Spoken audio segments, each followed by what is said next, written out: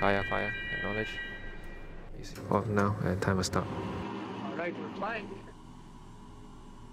We are a government flying service, short form GFS. We provide a different type of flying support, such as search and rescue, down to South China Sea in the typhoons or firefighting in the mountains. We started flying the H175 helicopter in 2018. For a complex helicopter like the H175, there are more than 100 types of system malfunctions that can happen. Not all of those can be practiced in the aircraft. So in the simulator, everything is presented as if it is real, so we can practice however we want. And the time is changing to night time.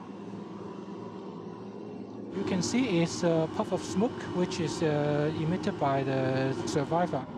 As a helicopter, we can go basically everywhere. So to really help people get out of the trouble. So I think that's one of the very important aspirations to become a search and rescue pilot. So you can see there's a fishing boat next to it. Of course, we can simulate different sea stage, get the weather worse, and then I can also put in some wind to make it look like a typhoon. So you can have a bit of turbulence. Oh wow, yeah, that's quite windy. Yeah, I wouldn't want to be a pilot here. We used to send pilots out for training and then they come back. Of course, that engaged several pilots for a week or so, but now the simulator is just right next in our doorstep, so we can send people as much as we want. We do some trainings in the aircraft, but depending on the weather, depending on how busy the airport is, we may not get what we want. If we use a simulator or things that we have programmed, we can almost guarantee that we can execute it without delay. I'm under pressure now. Stand by forming. Forming photo. Okay, go. Let's go. Oh yeah, thank you.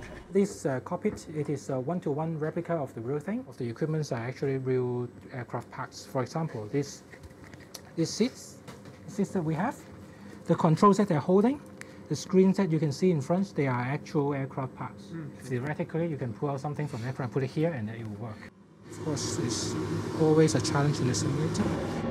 Fire. Smoke coming out from the helicopter.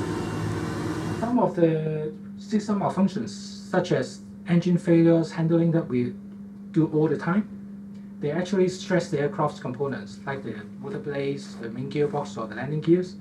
The more we use it on the aircraft, the more we wear off those components. It is 3-3 Mayday cockpit. So this is something that you can only do in the simulator? Yeah.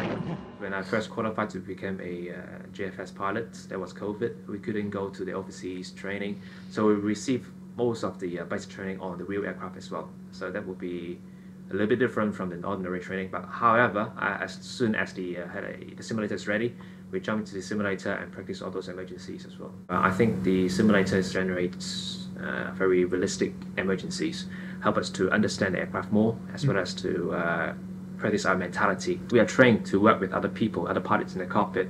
Because on the real aircraft, if we have a real emergency, then everyone will be very, very heavily loaded, and it could be very difficult to learn in that environment.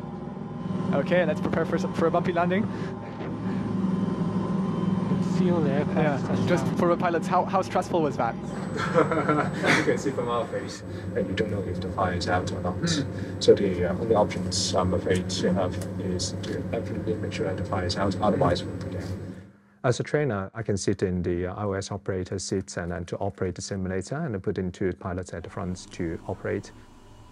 As a role training, for example, like from day-to-day operations, landing site, etc., I can sit at the front and use the remote console, the iPad, to control the simulator at the same time as well. I've been with GFS for 12 years, with this aircraft for like 5 years already, and then, but we're still learning some new characters of the aircraft, especially after we have the simulator.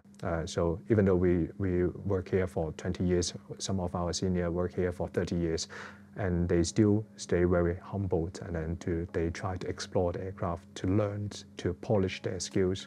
And I think that is really inspiring me, and then to try to upkeep our skills as well.